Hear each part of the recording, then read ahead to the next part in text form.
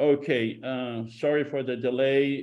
Today is January 22nd, 2023.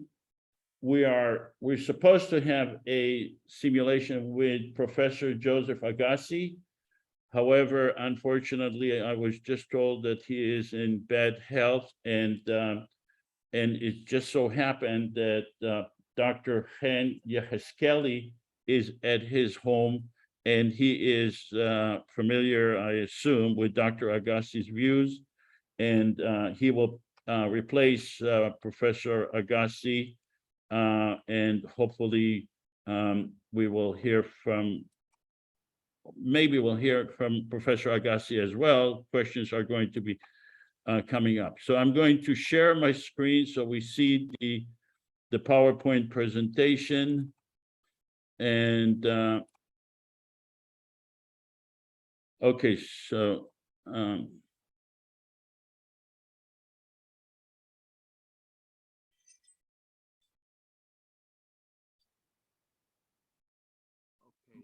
got your screen shared.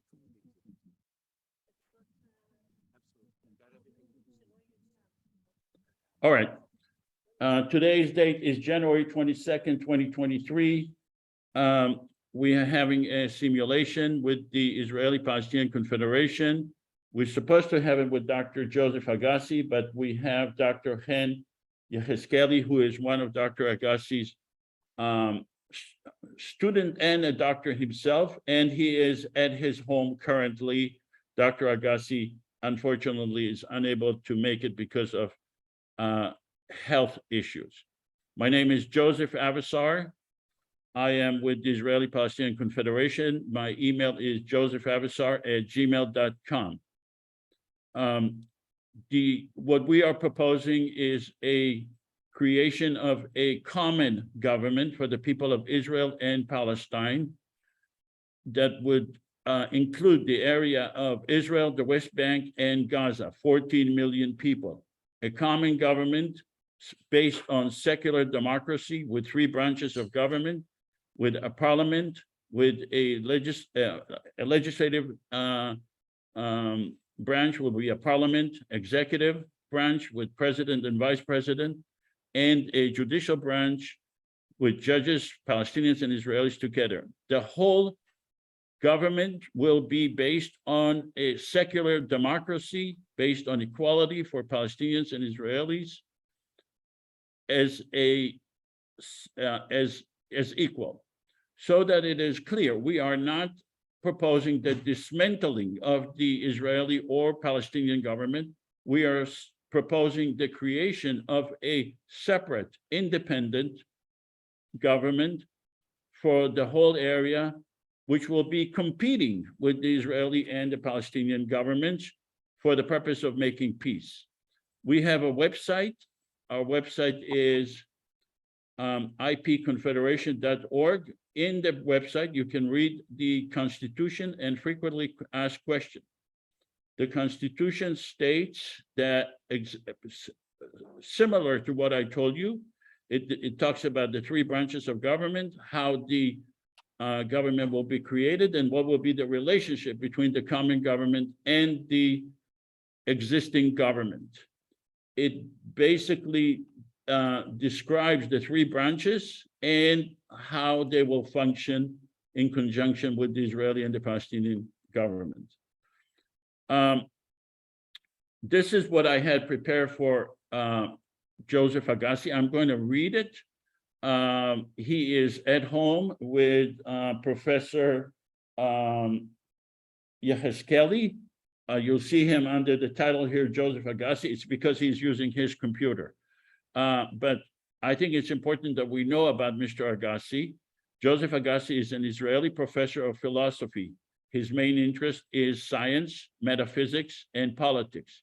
He studied under Karl Popper and taught at the London School of Economics, the University of Hong Kong, the University of Illinois, Boston University, York University, and Tel Aviv University. He is critical of the settler movement and views the notion that Israel belongs to the Jewish people as a threat to its independence. He advocates for separation between the diaspora Jewish population and the state of Israel. His book, Liberal Nationalism for Israel, is available on Google Books and Amazon. I assume that Dr. Chen Yehezkeli, who is joining us, is familiar with Dr. Agassi. I don't expect him to express exactly what Professor Agassi would say, but since he is at his home, he would know a lot of what Professor Agassi's views are, but Dr. Yehezkeli, you can express your views independently. Our next speaker on February 5th will be Richard Falk, who is an international lawyer. As you may recall, he was a guest, supposed to be a guest, he canceled, and now he's joining us again. And I'm very appreciative that he will be our next guest on February 5th. Subsequent to that, we will have political science professor Doron Navot from Haifa University. He is very familiar with the Israeli-Palestinian conflict, and he is also a reporter in Israeli media about issues relating to Israel-Palestine. Our subsequent guest will be Dr. Rabbi Neil Thomas Daniels and Gilly Getz, who is a photojournalist with Combatants for Peace. That will be on March 5th. Subsequently, we will have Professor Igal Ben-Nun, who is Israeli historian, on March 19. He has a very interesting perspective from the Arab. He was born in Morocco, and he knows a lot about Jewish and Christian and Muslim tradition, and he has his own perspective on the conflict. We will subsequently have on April 2nd, Dr. Yila Livnat Ranan and attorney Hanan Al-Sana. They are both involved in Israeli-Palestinian politics. They are both, I believe, from Beersheba, which is in southern Israel, and are very involved with Palestinian, Arab, and Jewish politics. We had before Peter Beinart, Noam Chomsky, Dennis Ross, Alan Dershowitz, Cornel West, Daoud Kutab, Avram Borg, Noam Chomsky, Ofer Kasif. You see, we had Noam Chomsky twice, as a matter of fact.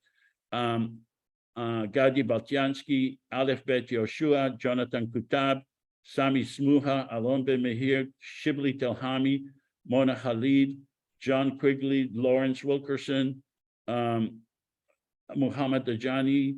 We had Robert Naiman, Paul Sham, Frankie Wilmer, Ilan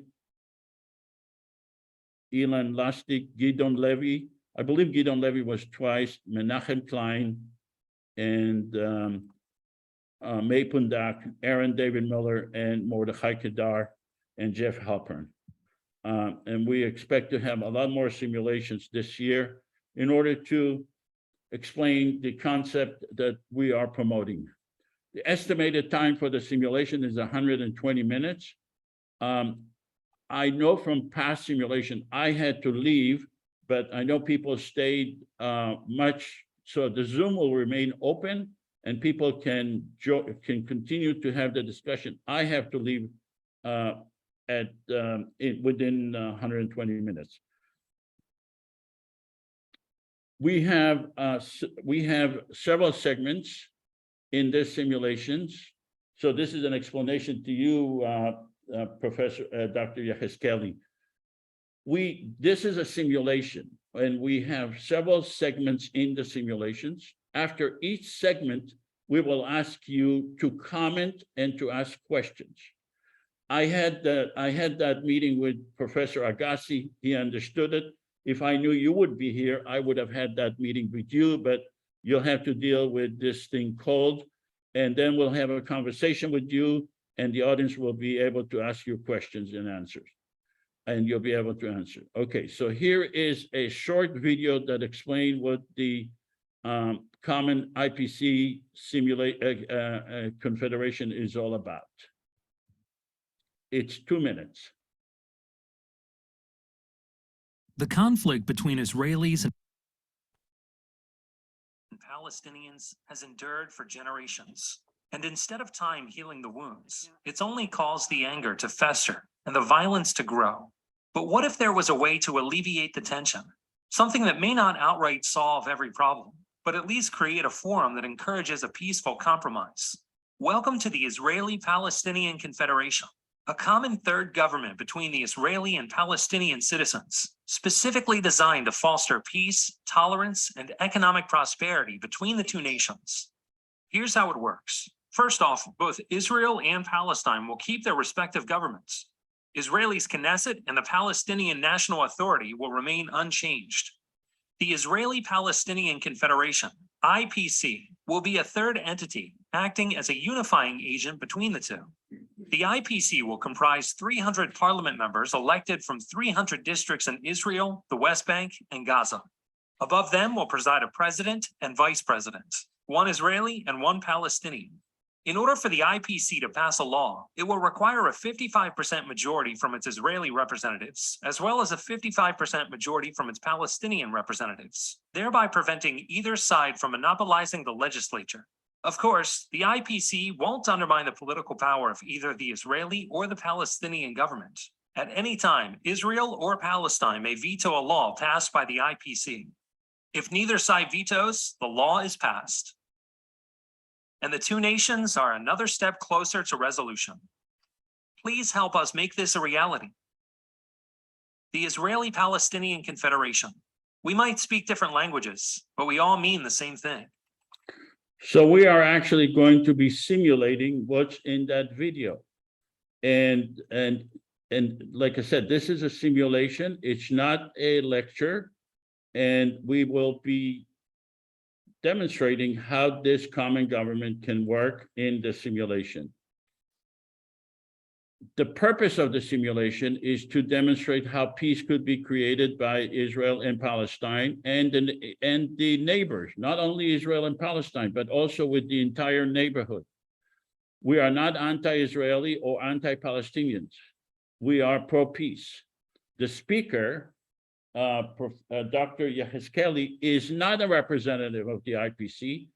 He is here to stress test the formula. He sees it cold the first time probably, and we will ask him his opinion. We anticipate that the common government will be pro-peace. We are pro-peace. We follow our narrative. The common government will follow its narrative, not the Israeli narrative or the Palestinian narrative, but its own narrative, a global narrative of Israel and Palestine together. We will have a rigorous discussion. I hope it's okay with you, Dr. Yehezkeli. We do not preclude other formulas. All formulas should be examined. We do not preclude any other formula, and we are not claiming exclusivity. We, in fact, invite people to present their formula. We will ask Dr. Yehezkeli to judge our formula based on these criteria. Could the IPC formula make peace? Second, is it implementable? Is the formula implementable? Third, is there a downside for either the Israeli or the Palestinian if it is implemented? We ask you, Dr. Yehezkeli, to judge it not based on perfection, but to judge it based on the alternative. We cannot achieve perfection. Nothing is perfect in life, but we ask you that you will be judging it based on what is the alternative to what we are proposing. We will be proposing legislation and a constitution. We will show a short part of the constitution. The long part is on our website. We believe that what we are showing to demonstrate how a common government could make peace is the tip of the iceberg. It's not, there are many, many other legislations that we can show that the common government could make in order to make peace. We ask you, all of the audience, and Dr. Yehezkeli, to look at the big picture. and avoid technical arguments. We are limited by time, and we are interested in the big picture, not in nitty-gritty arguments on how do you do A, B, and C. These are things that could be determined later on once their legislation is passed. And that's how governments work. They work on the big picture. We ask you to refrain from comments, but questions are okay, except Dr. Yehezkeli, you're allowed to make comments, but we ask the audience to refrain from comments. However, we are encouraging questions.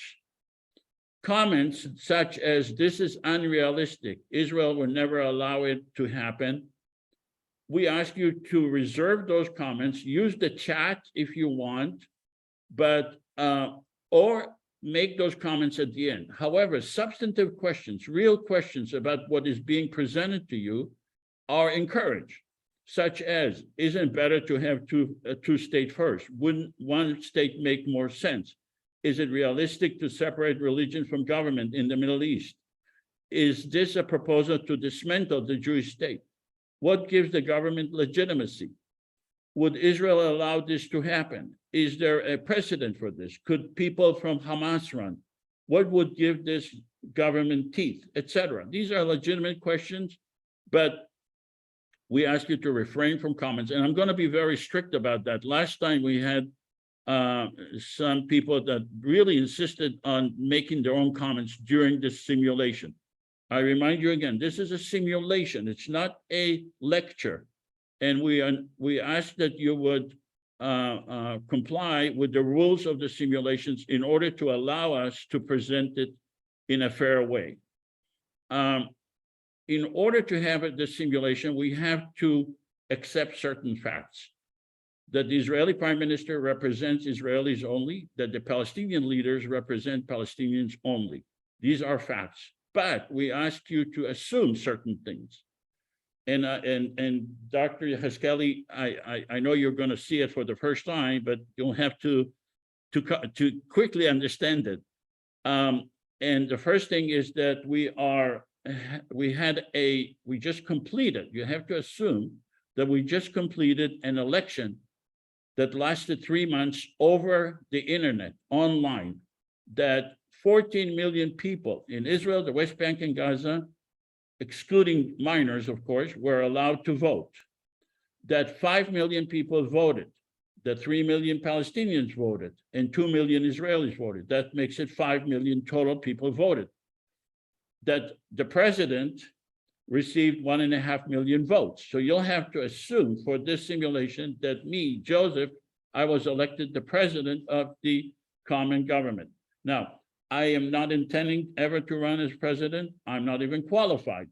But for the purpose of this simulation, it makes it easier for me to run the simulation when we pretend together that I was elected as the president by 1.5 million votes, and a Palestinian lady received 1.3 million votes. We will rotate our positions in 2 years. I also want you to assume that 300 parliament members were elected. I will ask many of you to be parliament members in this simulation. Each parliament member represents 47,000 people. So if you divide 14 million by 300, you'll get 47,000 people.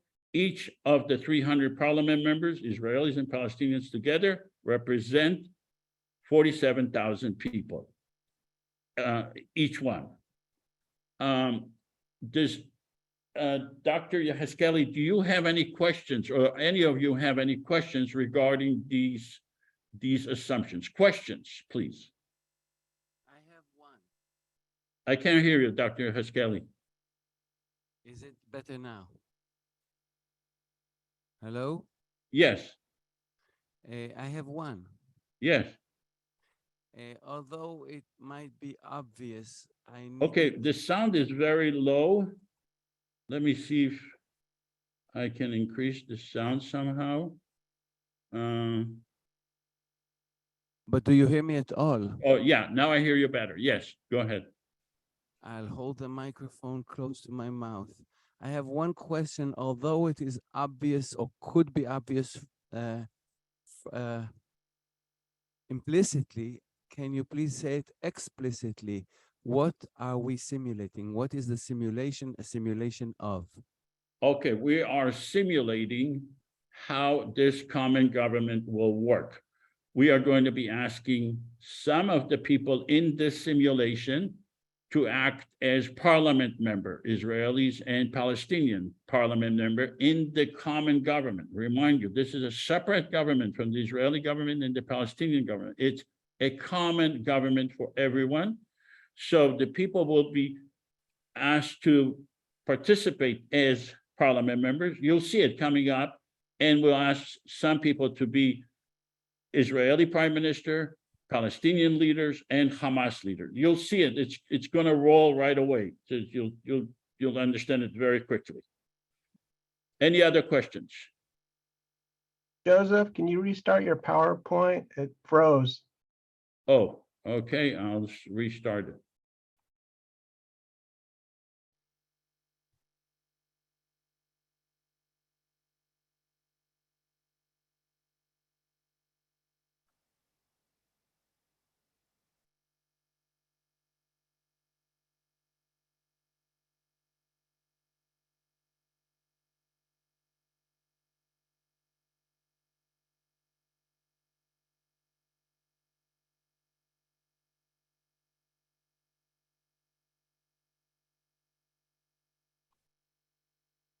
Is it better now?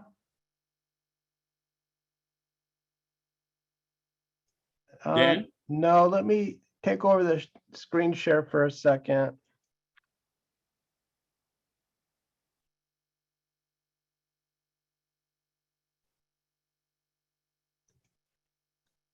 I am listening. I can't hear anything. Yeah, but he said that the Dr. Yehezkeli, your sound is very, very soft.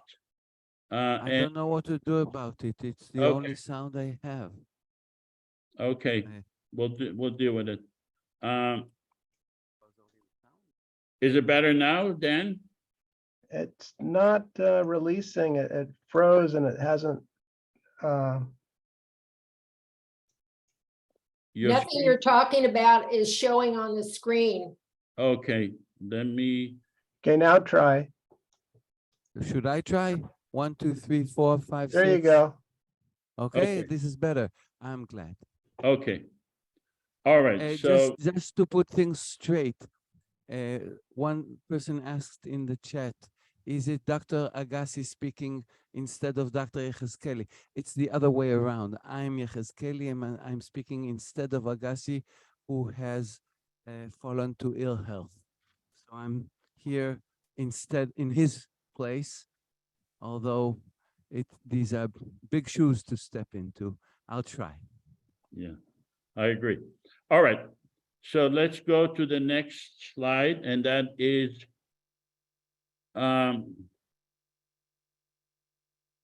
we are asking, first of all, we need volunteers to be, I need a volunteer to be Israeli prime minister. Do I have Israeli prime minister? Yes, Yossi, I'm Sure. known. I'll be the prime minister. Okay, I'm none. And I need a PA, a PA leader. Do I have a volunteer for PA? Palestinian Authority. That's Mahmoud Abbas. No. Do I have a PA, a volunteer for Joseph. PA? Joseph, I can be, Okay, Yakimo. Do I have a Hamas leader? Do I have a volunteer to be Hamas leader?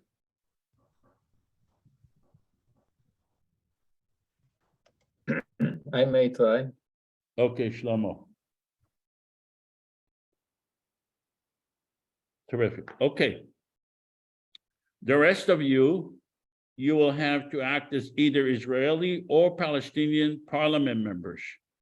And in order to help you choose your district, I'm showing you this map. Your district could be exclusively Israeli or exclusively Palestinian or a mixed district.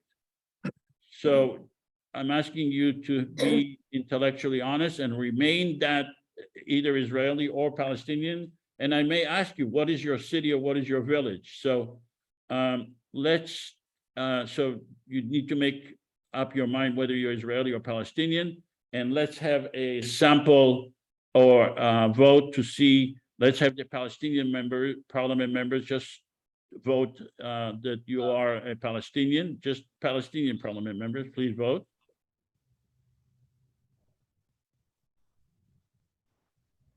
Okay. We need more Palestinian, okay. Okay, so we have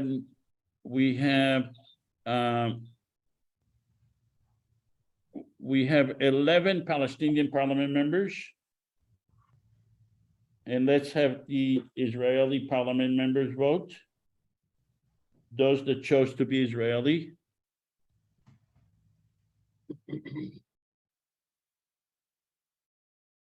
Okay, we have 8 Israelis. Okay, terrific. Okay, that's a good mix. All right.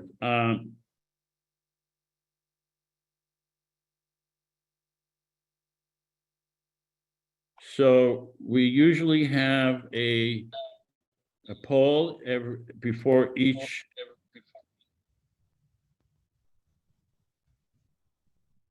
But reminding you that you represent your district only, and your district may be mixed. Okay, where is the?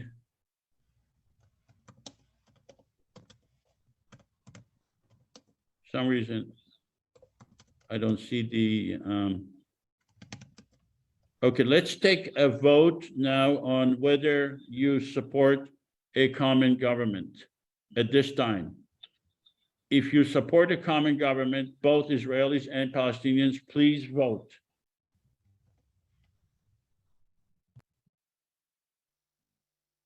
Okay. If you do not vote no, then obviously. Okay, so at this time, can you publish the vote? 21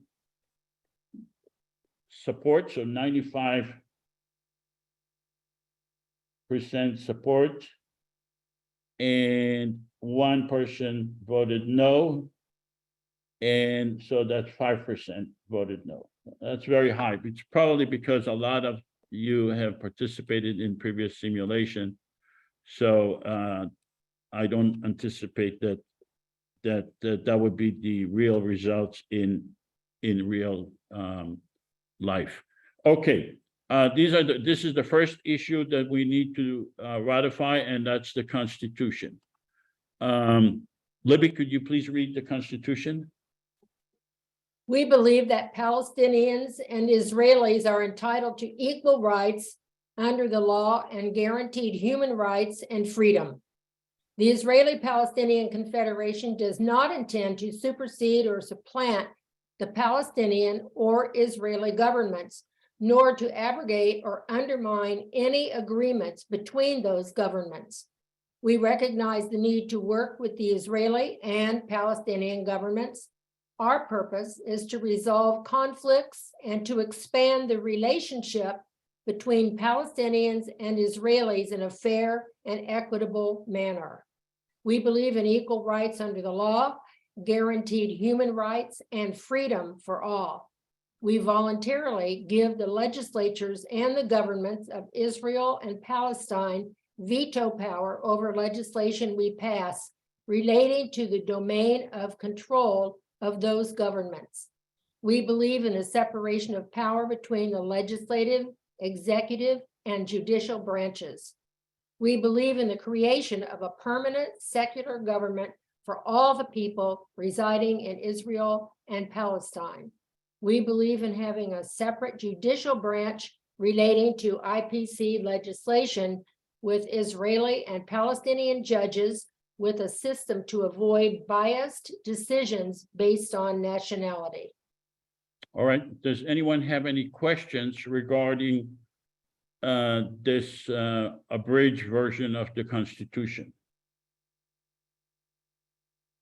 Dr. Yehezkeli, do you have any questions? I don't know, but I do have a few comments. Yeah, please. First of all, I salute you for this effort. I have not enough vocabulary for praise. So I praise you. in Can you all speak a little possible ways. louder? We cannot hear you very well. I speak, is this better? I'm Yes, speaking this is much perfectly loud and the microphone is literally in my mouth. I don't think I can do better than that, but I'll Okay, keep this it is that good. way. I keep it that way. I'm saying that I praise you in all possible ways and in all possible aspects. And if I may first comment on the entire initiative, but I Sure. don't know if it is the time for that. Yeah, we have legislation we want to go through. Maybe you want to wait and see, but Okay, so about the Constitution, it is needed, I think, to stress that the expression a secular government is it's the right expression, and I have no comment about it. But in Israel, there is a widespread perception that secularism is anti-religion. And therefore, I think at least a phrase of clarification is needed to say that the secular government does not mean an anti-religious government, and maybe a few more words to that effect. For example, it is a government that is based on the idea of separation between, not between religion and state, as people say in Israel, no, but between church or the religious authority or the religious establishment, or call it what you like, but not religion per se, the religion authority and the state. That is what a secular government means, and it should be clarified. That's all I wanted to add. no, I think the actual Constitution does clarify that. But I think Okay. this is very, very important point that you are making, and I thank you for that. But I don't think that, I just want to make sure that you understood that we are a separate government. We do not intend to. Yes. The Constitution states that in no uncertain terms. There's no Okay. ambiguity here. All right, okay. So let's have the Palestinian parliament member please vote on ratifying the Constitution. Palestinian parliament members only, please vote.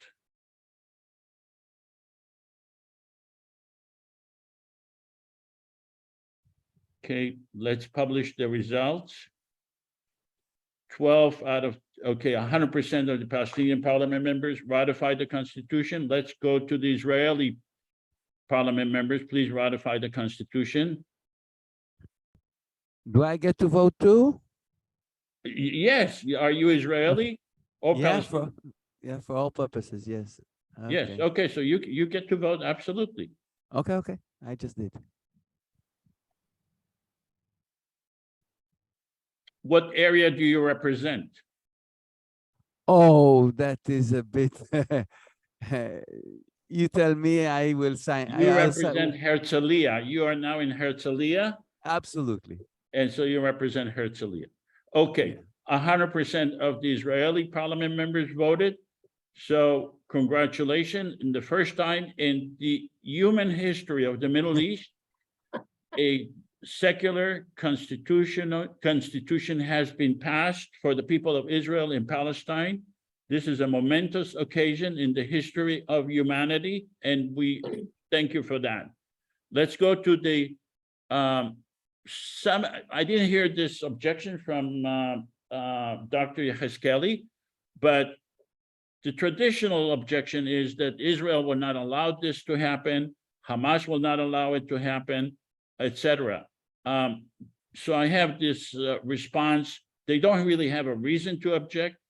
The Palestinians and the Israelis will vote for a common government because they are not a monolithic societies. The Israeli and the Palestinian governments do not have the legal authority to object. or the moral authority to object, and they may lose legitimacy if they object. And they never attempted to disrupt this before. We actually had a full-page ad in the New York Times. We actually had an election, and the full-page ad in the New York Times, this is not simulated, this is real, was on October 1st, 2012. We announced the election. There was no resistance from the Israeli or the Palestinian governments. And we actually had the election. The election was not success because people didn't know about it, not many people, but we actually had the election and no one objected. The governments did not object. Okay.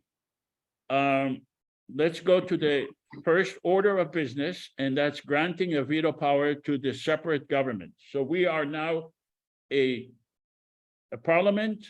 I am the president. You are parliament members, and I am bringing before you a legislation to grant a veto power to the separate governments. Remember, those are the Israeli and the Palestinian governments. Libby, could you please read it? The Confederation is the government of the entire population of Israel, the West Bank, and Gaza. We hereby bestow a veto power relating to legislation affecting sovereignty to the following: the government of Israel, the Palestinian Authority, Hamas. And in the event of changes in government, this legislation may be amended or repealed. In other words, we are the parliament. We are voluntarily giving the Israeli, the Palestinian, and the Hamas government veto power over legislation which affects their sovereignty. Does anyone have any questions before we vote on this legislation? And by the way, there is no veto to the Israeli or the Palestinian government because this legislation does not affect their sovereignty. I have a question. Yes,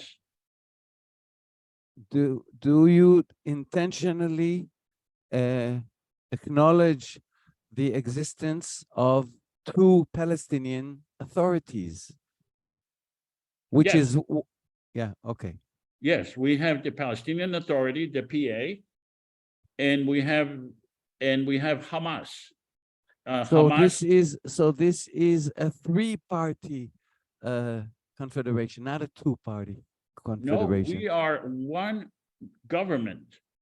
But we realize that in order for us to implement our legislation, we are not a mutual government.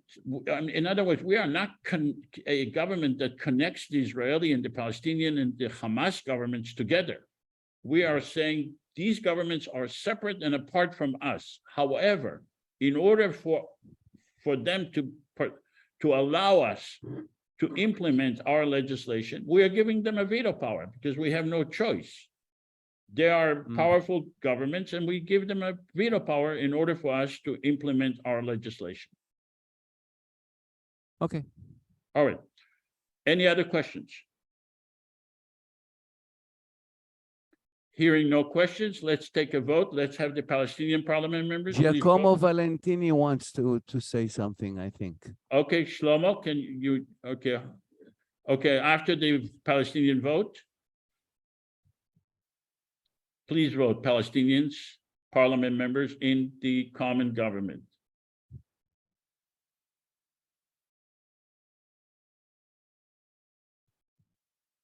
Joseph, I don't see something for vote. Nothing popped up. You don't see anything for vote? Yeah, I didn't see anything pop up for me. Are you on the phone or something? Or No, you? no, I'm on my laptop. It popped up the other vote when we voted on the Constitution, but I don't see anything popping up now. Okay, are you voting yes or no? I'm voting no. Okay, so I would say 88, so it's a little skewed, but Oh, it just popped up on my other screen. I see it. My Zoom Okay. is messed up. Okay, but okay, I can't vote. Okay, go That ahead. makes it easier for me to Yeah, yeah, okay. calculate the percentage. Okay, did you vote? I didn't vote because it closed, but that's okay. It's Okay, Yeah. so 88% voted yes, 13% voted no. It's probably a little higher on the no side, but still 55% of the Palestinian parliament members voted yes. Let's go to the Israeli parliament members. Do you support the declaration of intent to grant a veto power? Israeli parliament members.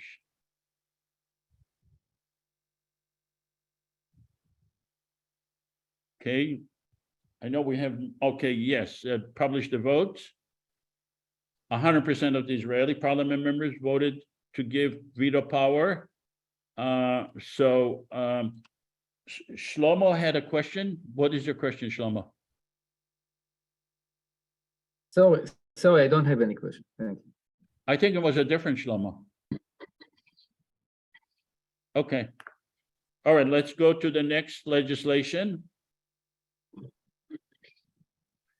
Teaching tolerance and understanding. Libby, could you please read this legislation out loud? Both educational systems to teach tolerance in their public schools. Devote a certain number of hours for both sides to teach the history of the Israelis and the Palestinians. Prioritizing teaching Arabic and Hebrew in public schools to achieve proficiency of both languages by Israeli and Palestinian students. Create a mutual task force to ensure the teaching of both languages. Educators to draft textbooks together and arrange for a regular exchange of teachers. Public media on both sides to provide fair and equal coverage daily for teaching tolerance. IPC as facilitator to ensure that both sides are fairly represented. And we hereby submit this legislation to the Israeli government, the Palestinian government, and Hamas, and we bestow upon them a veto power, which may be exercised in the next 60 days. Okay, so this legislation, the separate governments have a veto power. Does anyone have any questions regarding this legislation before we vote on it? I have a question. Yeah, hi, Troy. I just realized there's a lack of symmetry between, you say, the Israeli government, Palestinian government, Hamas, and I just realized that technically you should not say Hamas, you should say the government of Hamas, because Hamas is a political party. Otherwise, you'd have to call the name, put the names of political parties for Israeli government, Palestinian government, and even though Hamas is maybe the only political party in Gaza, politically, technically speaking, you should not confuse a political party and a government. So you should replace Hamas by the government. And also you're assuming, I mean, you're sort of assuming that, of course, Hamas is the government of Gaza. I don't know how you can, maybe you can say that, or I don't know, maybe the Hamas government rather than Hamas alone. But to have symmetry, it's not, I think, politically healthy to just put forward one party, a political party, rather than a government. Yeah, Hamas does not refer to itself as Hamas government. It's a political party within the Palestinian. We are concerned about our government, not about either Hamas or the PA or the Israeli government. And we recognize that Hamas is a powerful organization. And if we call them a government, the PA would be very upset. And there is no reason for us to create a rift between the PA and Hamas. And we feel that both of them feel okay when we refer to them in the name that they refer to themselves. Nasir, you have a question? Questions, not comments. Yes, I do have a question. Yes.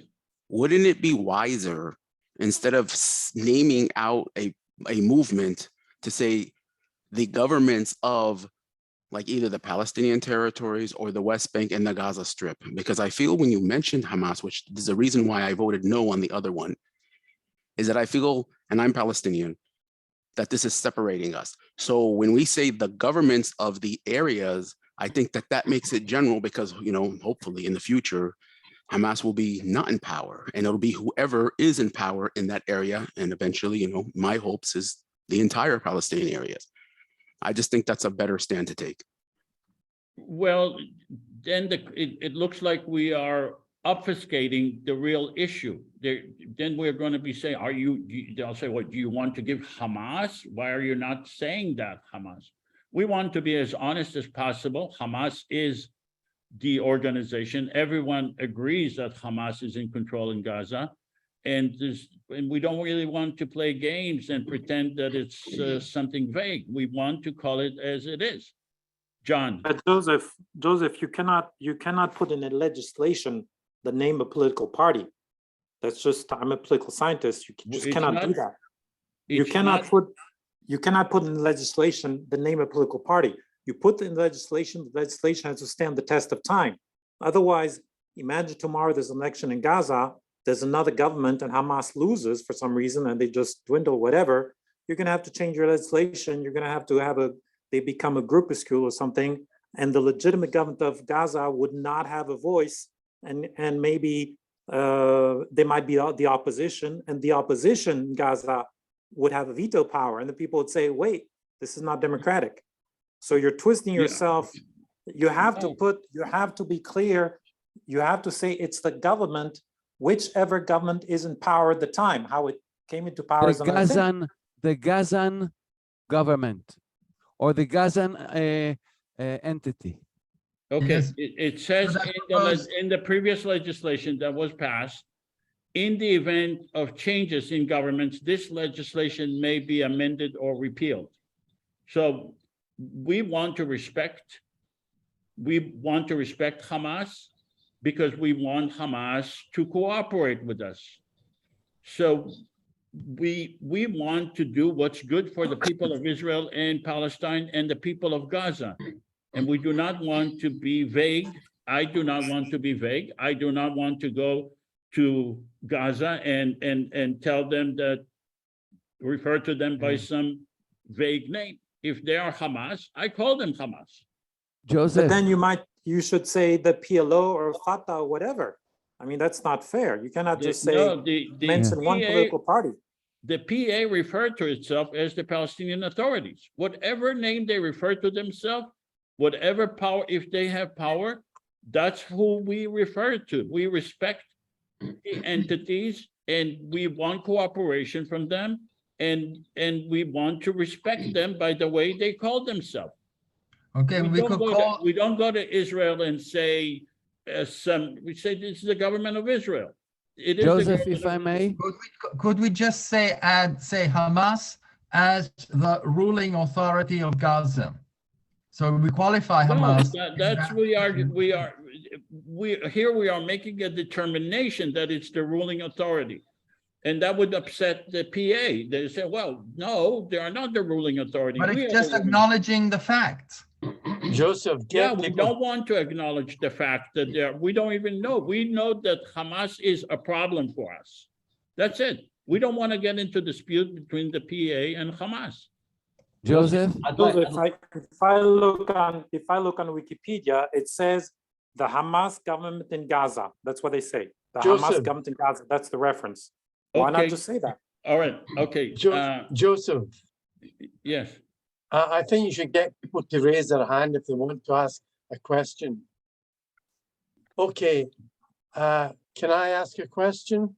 yes, John. Yeah, I would say do you think that in the approach to the IPC being established, that the PA would have a general election, in which case the Hamas section would disappear? It would be the PA, or the PA would be renamed, but you would have two sections, Israeli and Palestinian. There should be a general election between Hamas and the PA. John, we are dealing with reality as it is today. If they hold an election and there is an understanding of their authority, we will change, but this is the reality. We are not in the business of resolving the issues between Hamas and the PA or Israel. As far as we are concerned, all of these entities are a problem.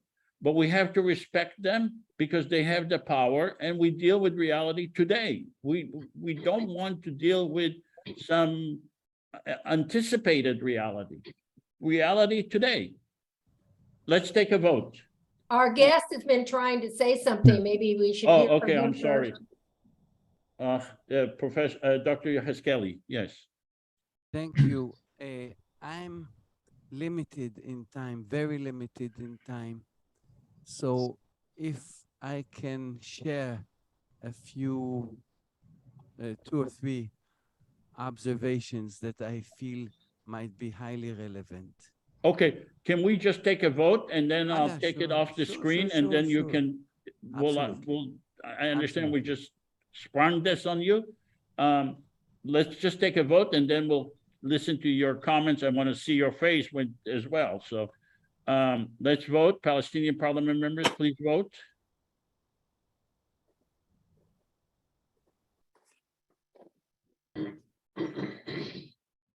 Okay. Let's 100% of the Palestinian Parliament members voted. Let's have the Israeli Parliament members vote on this.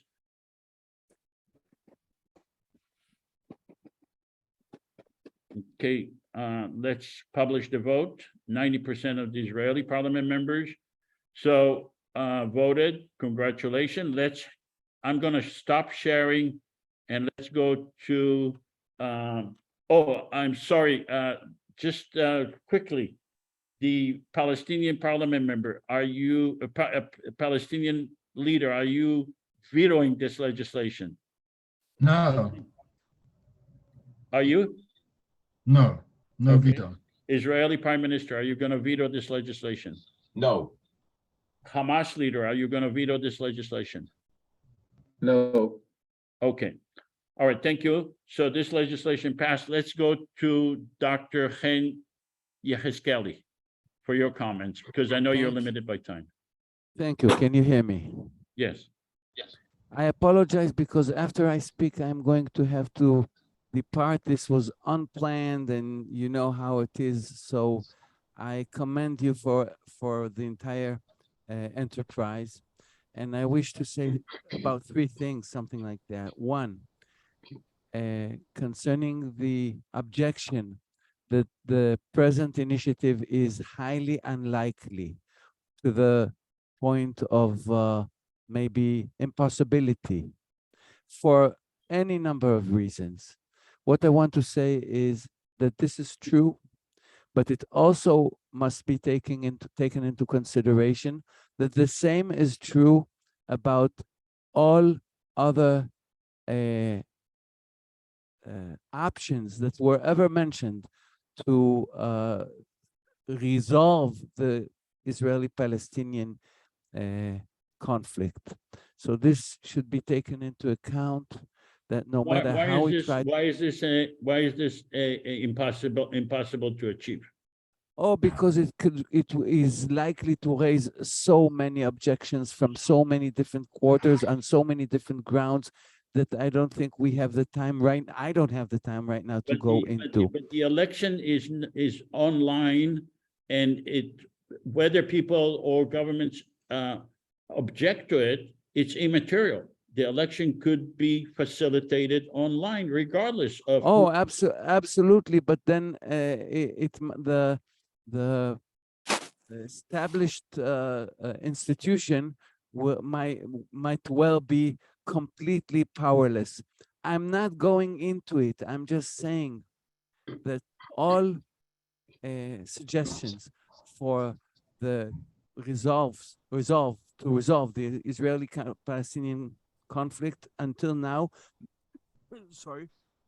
met with the same objection, and it is always true. The most famous, of course, is the 2-state solution.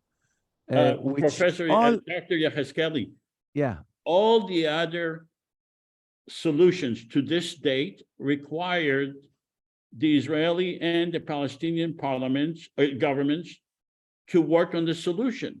There was never, ever a solution for an independent government with independent voting online. And I don't think that it is fair to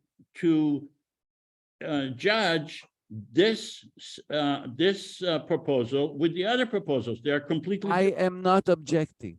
I'm not objecting. No, What it's I not am whether you saying, object or not. I no, need no, to no. understand your I'm just rationale. saying that, listen, I take what you're saying, and I'm saying that the objection of impossibility of or being highly unlikely is immaterial because it is always raised. You are also saying that it's not only immaterial, it's also not true. I'm not going into it. I accept it. What I want to say is that there is a question at the background of all of this. And the question is, why is every attempt to solve or to resolve the Israeli-Palestinian conflict has always, until now, met with, I don't know how to say it, zealous objections on both sides. And I wish to put forward a thesis that might be true, might be not. I'm just putting it forward as it is, that the Israeli-Palestinian conflict is, by the way, this is what everybody says, it's a conflict of identities. And I'm merely suggesting to take this seriously.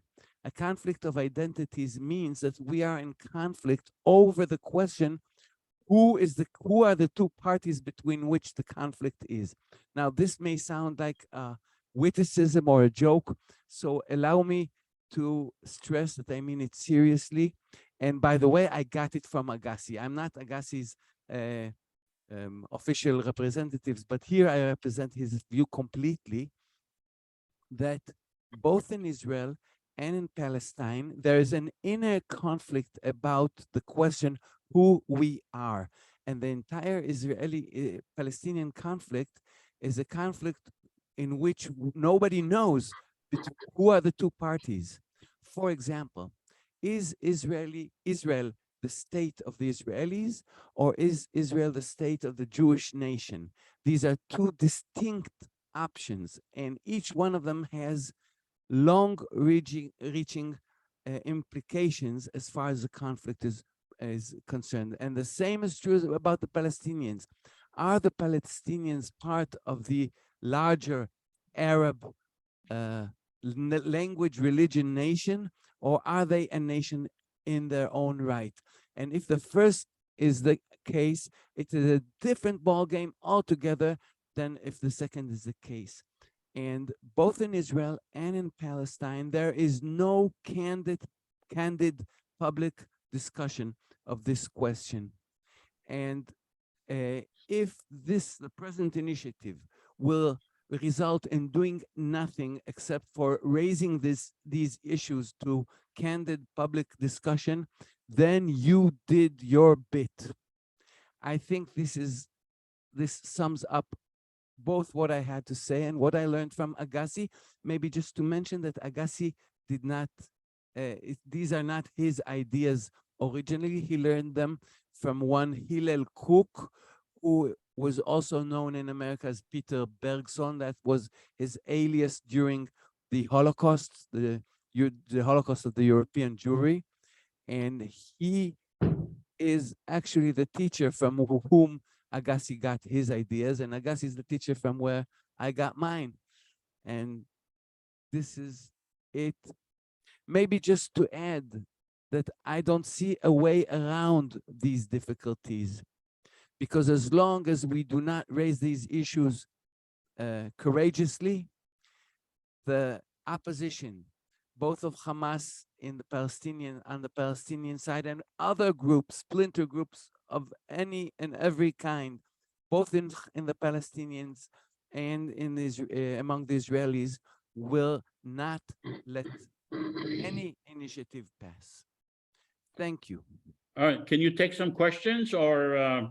Yes, I still got a little bit of time. Again, I apologize for being so Okay. short on time. All right, so raise your hand if you want to ask. Shlomo, you go ahead first. Okay, very quickly, everything you said you're right. It is complex, and you point the complexity, but I suggest a very short, very brief observation, which is follow the money. At the end, those with power and money, they will they are the ones who determine history. And so that's another aspect you may want to consider. Who is winning? Who is getting what? For what this situation? There are some winners here. Who are they? And given that, is there a solution? That's it. Should I respond now or wait? Yeah, please respond. I have absolutely no objection to what Shlomo Or said. And I think it should be stressed that the entire discussion here, Shlomo, I think you will agree, is a pragmatic one, not an idealistic one. We are not talking about ideologies. We're talking about the pragmatic question of how to end this 100-year, I think, old bloodshed fiasco, which really is not called for any reason. Yeah. That's it. Let's go to agree. Nasir and then Libby. Just quickly, I agree with you. This is why I'm here, despite knowing who has the power here. That's the only reason why I'm here. I embrace it completely. Absolutely. Let's go to Nasir and then Libby. And then Sean. Okay, am I unmuted? Thank you, Dr. Shin. I wanted to ask you about the current situation right now within the Israeli political system, and it kind of touches base on what you said. It seems to me, and maybe you can elaborate, is that on the Israeli side, there seems to be like an identity crisis in a sense that, are we a state that wants to be a democratic, liberal democracy, and yet this, but it seems to me like most of the people who want a democracy, a liberal democracy, are saying it's better to align with the religious people, the settler movements, the radical elements, rather than cooperate with the internal Palestinian citizens and even to negotiate with the Palestinians in the West Bank and Gaza for a two-state solution or another solution. So it seems to me that Israel is the one at this time who's kind of like internally looking at itself, like, where do we want to go? And that this green light is giving this, and this opportunity is being seized by the settler movement and the right wing to seize power because of this fear. Absolutely. I mean, you said it. And I can only, whatever I have to say is only to emphasize the things that you just said. And in that way, in that vein, let me say, indeed, the question is, do we want to be a state, or are we a state, or are we a ghetto with nuclear weapons? This is how I view the question. And it is true that in Israel, even what is considered to be the moderate, or what are considered to be the moderate wings of politics, of Jewish politics, would rather have us remain a ghetto, although they want it to be a moderate one. Absolutely. Can I add, I'm sorry, can I add one more thing, Joseph? Yeah, quickly. Yeah, real quick. It's gonna be real quick. So because we noticed this in that the question is that we know what the situation or the problem is, but for me, it's like maybe I'm biased because I'm Palestinian, but Israel, on the problem with Israel is what's a greater problem because they have the power. So is Israel capable to say we want a liberal democracy and we want peace with the Palestinians, or are they going to be trapped in this? We're just gonna, ignore the Palestinians and let these extremist elements, basically tolerate them. Does Israel have the capability to move forward? I fear that the latter is the case. Yes. I hope that I'm wrong. Okay, thank you so much.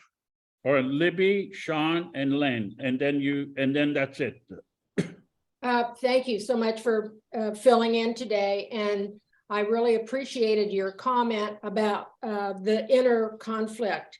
Who are we really? Who's involved in this? And it takes me back. I've been participating in Jewish Palestinian living room dialogue here in California for more than 30 years. And I've met a lot of Palestinians and a lot of Jews. And the problem is exactly what you said. Who are we really? And how can we build the relationships that are needed to live peacefully together? And I found over the years that the big problem is exactly what you're talking about. Who is at the table? How did we get here? And I know that early on, 100 years ago, or nearly 100 years ago, these two peoples were thrown together without a voice themselves. And it's never really been worked out since then. So I feel like now is the time for these two groups of people to get to know each other in a very deep and personal way. What does all of this mean to me? What does it mean to you? Why does it make a difference? And how can we build a community and a world that works for everybody? And what you've experienced today is you can see that thinking new, thinking outside the box, beyond what has been thrown in place for the last nearly probably 85, close to 100 years, nothing's worked. We have not been willing to think new and to take risks. So I really like your statement that we have to get in touch with that inner conflict about who are we, why are we here, and what would really, really work for for everybody together. Thank you. Sean, do you want to go to the next question or you want to reply, Doctor? I just said thank you, that's all. Oh, Sean, please. Hi, yeah, hi, Dr. Shin. I just want to ask you a Hi. question. You mentioned that every time there's a solution to the Israeli-Palestinian conflict, that nothing, like over the years, nothing has been met. So, and you're saying, like, what do you mean? What are you saying? Are you saying every time there's a solution for the conflict, there's going to be met with controversies, and that there's going to be so many disputes that people will start criticizing the solution and start to say we don't want the solution anymore because there's too many dispute with it? Yeah. Criticizing is a very soft term for what is to be expected. Oh, I know, because every time there's somebody who's going to bring something up, there's always going to be somebody who's going to try to put it down. And Yeah, but it's more than both just sides. somebody. It's entire organizations, and they are all armed to their eyeballs. The Hamas is armed to their eyeballs, and I don't know if many of you know, the settlers, the Jewish settlers in the West Bank have long ago acknowledged publicly, by the way, that they have an entire army which can be recruited in 5 minutes with several phone calls, and they have arms and they have landmines and they have everything they needed to turn the entire Middle East into a big bloodbath. And there are people ready to do that on both sides. You know what? Okay, in my vision, I'm seeing that there's a fighting boxing round, just like wrestling, and then you put the two people in it, and then they start fighting who wins the round, whatever. And that was Israel and Palestine. Now you're putting a third party, which is the IPC, who gets in that boxing round and fight both the parties. So it's going to be 3 people fighting each other to see who will win the round. This is what it seems like to me. I don't know about you. So what do you think? I think it's much worse than that. Let me give you an example. If I'm overstepping my boundaries, I trust Joseph, you will tell me, right? That's okay. Yes, don't worry about it. Okay, thank you very much. About 30 years ago, I don't remember exactly when, the Israeli security forces, the Shirut HaBitachon HaKlali, Shabak, apprehended a group called the Loyalists of the Temple Mount, Ne'emanei Har HaBayit. And this is a splinter group that had one item on their agenda, and it is to booby trap Al-Aqsa Mosque and blow it to smithereens. And they were actually pretty far, pretty advanced in pushing this plan forward. And they were about to do it, but then they were all apprehended by the Shabak. Now, when the Shabak was pushing one of them into the police car, a reporter managed to stick a microphone to this guy before he was in the police car, and he asked this guy to say, do you know that if you would have succeeded in your plan, this would have meant an all-out war in the Middle East and probably the destruction, the complete annihilation of all the parties involved. And before he was pushed into the police car, the man said, yes, this is exactly what we had planned. I think this All right. puts it into a different perspective, don't you? Let's go to Len, and then Dr. Haskeli will let you go. Len, please. Well, I think this last example from Ken was showing how effective the Israeli security is in taking care of lunatics. I just want to say to remember, Israel is a liberal democracy, one of the prime nations in the world. It's the 8th most important country in the world. The problem was the Oslo Accords when Shimon Peres went behind Israel's back and made a deal with the PLO. The PLO was a terrorist organization then, it's a terror organization now. Israel should have stuck by its guns at that point, but they were pushed by the Americans. They should have looked for an Arab that was willing to make peace with them. That's all I want to say. All right. I am sorry that I cannot dispute you. I wish I could. Fine. All No, right. I can dispute you. Israel is neither democracy, no anything like that. Oh, on that point, yes. Yeah, Israel is a terrorist organization right now. That's an anti-Semitic. That's an anti-Semitic Let me finish. You with anti-Semitism You all the are time. finished. Let me finish talking. Okay, it's my turn. Who is talking, by the way? Who Israel is talking? committing ethnic cleansing in the West Shlomo Or. Bank and in Gaza. That's it. All right. Well, those are anti-Semitic statements under the IHRA definition, Kelly. which my government accepts. Thank you, Len, Dr. would you at least Yahaskeli. We don't agree? want to hold you any longer. Wait a second, Len, would you at least agree these are anti-Israeli, even extreme anti-Israeli remarks, not anti-Semitic? No, I think they're anti-Semitic, and my country, Canada, agrees. That's Oh, part of yeah, the yeah. Make a proposal. IHRA. Can Oh, I yeah, make yeah, a yeah, yeah. proposal, please? Can I make a proposal, please? Wait, we have, Dr. Yahaskeli, can you take one more question? We have a lady by the name of Gail Nestel. She wants to ask you a question. Can you take one more question? How can I say no? Okay. Gail, go ahead. Gail, you need to unmute. Gail Nestel, could you unmute, please? You need to unmute. Yes, I'm here. I'm here. So Okay, we can hear you now. just a couple of things. I have a question about what happened to Nurit because I was late. So if there was an explanation given, I She's also sick. Nurit Oh, is she's also sick. Oh, I'm sorry to hear that. Yeah, she has bronchitis. She doesn't have a voice. Oh, that's too bad. So there's also, aside from her publications, there's also this book, Do Side you by have a Side. question to Dr. Yahaskeli? Not really specifically, except that I also want to say to Len that I'm also from Canada, and the IHRA is accepted by the federal government, but not by various All provincial right. and Okay, municipal Dr. Yahaskeli, jurisdictions. we'll let you go. I know you're in a rush. Thank you so much, and I will email you directly. I have a Thank you. question. Yes, I have a question. yes, go ahead. Quick, I what's just your want to name? know your opinion.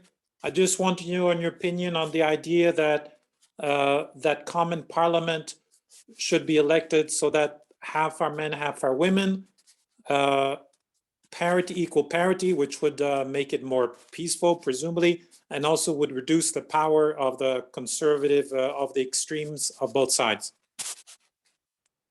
Absolutely. Who can object to that? I mean, it would be a politically easy thing to sell, I think. Even some people might object, but it would be very difficult for most people to object. And it would be a very, I think, it would be like a judo-like way to get in towards peace in a technical way. I certainly will not object to it. What can I say?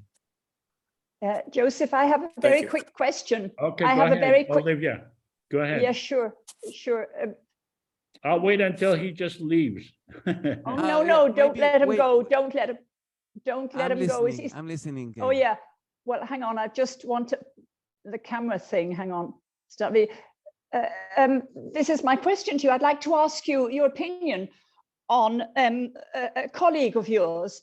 Wait a second. Who is speaking? Gail? My name is Olivia. Olivia Southworth. My name is Olivia, Olivia. sorry. Yes, and I Olivia, live go in on. Italy. I am English speaking, but I live in Italy. I'd like to know your opinion on a colleague of yours, a fellow academic who is very appreciated the world over and who has done lengthy research for many decades on the Palestinian question. I'm referring to Ilan Pappé. I would like to know what you think about this research. I don't And know what you so think much. about what he proposes in the way of solutions. I am not sufficiently familiar. I can tell you that I am a little bit familiar with the person, not enough with his proposed ideas. I don't know what else to say. I do want to comment though, Joseph, if I may, about this, about Lenz, or no, not Lenz, the person who spoke before Len, the Palestinian fellow who said that Israel is guilty of ethnic cleansing. And Yeah, that was Shlomo said that. And I'm in Israel, by the way. I don't think he's okay, Palestinian. okay. And his comment was in response to the claim that Israel is a liberal democracy. And I agree with the general sway of his criticism that says that Israel is a democracy and it is liberal. That's my opinion right now. It is a democracy and it is liberal, but far from liberal enough. It is way more democratic and way more liberal than all our neighbors. But this is called condemning yourself by praise, self-praise, which is really self-condemnation, because this is not what we need to aspire to compare ourselves to. I would rather that we compare ourselves to Canada, for example. In comparison to places like Canada, we are way far away from being a liberal democracy, which I lament. And maybe Ilan Pappé laments it too, but I need to say one thing about Ilan Pappé. Ilan Pappé, in all his output, of which I am aware, which is not all of his output, takes sides between Israel and the Palestinians. And Joseph Avisar, I think we are here not in the business of taking sides. Okay, but he proposes a one state. And I have no objection to that. Even Agassi, I might add. Sorry, my bad. Agassi also proposes one state. But the question is, how do you dismantle the existing governments? I have absolutely no idea. And I think that the very willingness to discuss these issues, including the difficulties and the things that make such ideas unlikely, is beneficial to the cause of peace. Let me stress this because what? Sorry, I was just sorry if I jumped in. Professor Pappé has been discussing these things for about 40 years. He's Yes, very he has. interesting. Yes, I he think has. you would appreciate his books. It's very interesting. Yeah, but very open.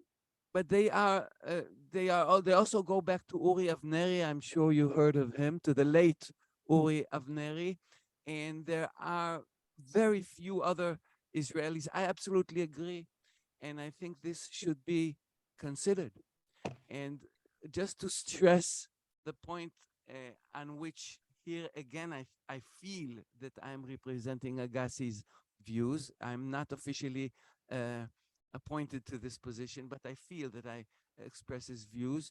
And this is the claim that the mere public discussion of all these issues will be highly contributive to the cause, whatever the outcomes of this discussion. All right. Thank you on this Thank you very positive much. note. And again, I apologize and thank you for having You me. send our regards to Professor Thank you. Agassi. By and- all means. Yeah, Yes. definitely appreciate We you. hope he picks up. We hope he gets better. Thank you for And your thank you for comments. Thank you replacing for your him. participation. Thank you. Thank you. Thank you very much. You all. Thank you. Thank you. Thank you. all. All right. Bye-bye. All right. Bye-bye. Let me share the screen again. And let's take a vote. Do we want to go with more legislation or do we want to have a discussion, a general discussion?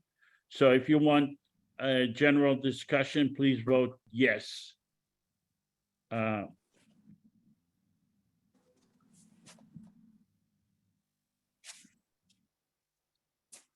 Okay, publish the vote. Obviously, you want to have your general discussion, so let's do that.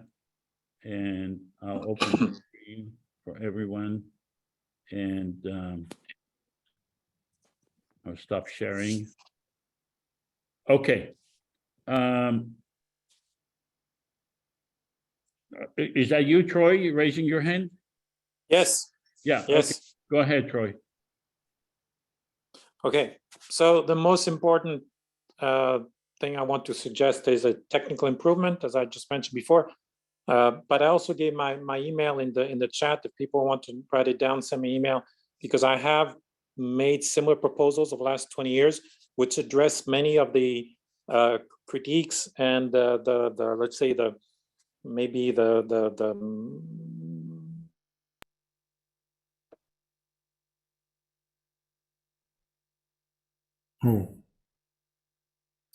Okay, let's. Avi. Well, he disappeared, Yeah. apparently. Amnon also want to say something, but I will go. I just want to point something to this one state. I'm also for one state already very, very long time. And the question, how are you going to dismantle these governments? I don't think it will appear. You don't have to dismantle anything. You have to add.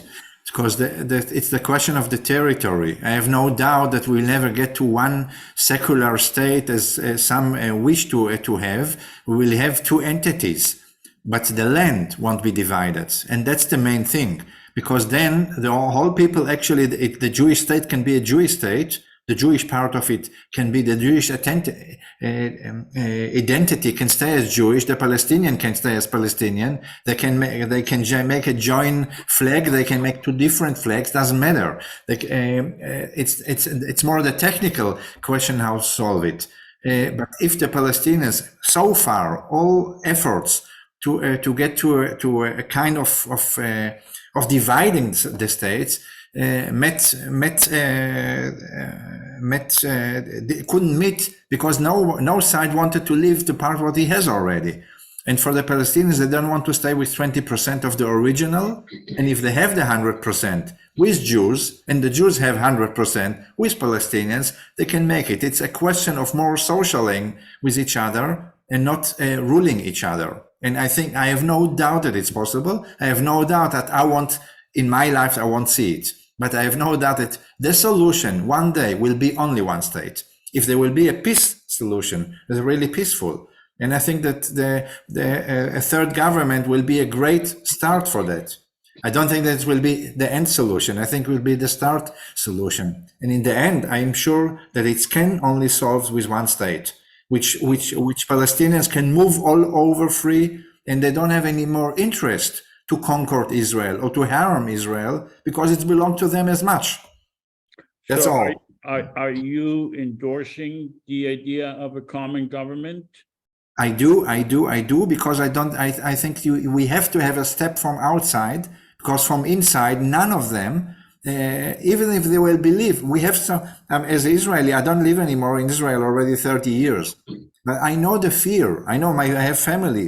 We have fear one from each other. And to get over this fear, we have to get some kind of a way that we first cooperate. Mechanism. A mechanism, that's right, a mechanism works.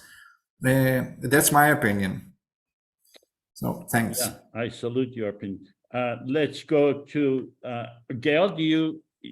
Yes, you- and I'd appreciate it if I can finish my thought before I'm interrupted, because I felt as though I was interrupted earlier. I'm sorry about my image. I'm having problems with connectivity, so I hope you can hear me. Can you hear me? Yeah, you know what I suggest you do is stop the video and we'll hear you. It'd be easier. Okay, that's a good idea. Just a second. Okay. Yeah, Can you much still better. hear me? Oh, I can't, wait a minute. I have to keep the video on because I just want to show you a book. Oh, So let me just do that. So in Okay. addition to Narit's publication and any other publication, in my master's thesis, I also included Side by Side by Sami Adwan and Dan Bar-On, some of you, and Ayel Navet. And here's the cover. And they also discuss, it's hard to see, I'm sorry. But anyway, it's called Side by Side, Parallel Histories of Israel Palestine. It's hard to see because the video is not cooperating, so I'll turn that off now. yeah. But if you want me to put that information in the chat, I will. Yeah, please, please. It's a parallel curriculum. In other words, looking at Palestinian history alongside with Israeli history and trying to reconcile the two. So it goes along with the constitution that you're trying to develop. So that's really great. The Now, other, you said you had a master or a PhD? I have a master's of education. I see. From where? So my master's research was based on the, well, it was on the Israeli-Palestinian conflict. And I can put the link to that research in the chat also. Yeah, that'd be great. The book is in the references. Okay. So, but I'll put that down separately as well. So the other point that I wanted to make about, because I felt that I was interrupted on this point, about the IHRA in Canada. Could you tell us what those initials mean? Because nobody, I don't know what it means. Oh, well, that's good because they think that they have a huge influence. The International Holocaust Remembrance Association definition of anti-Semitism, which includes criticism of Israel. And that has, that's a huge bone of contention. It puts a chilling effect on any political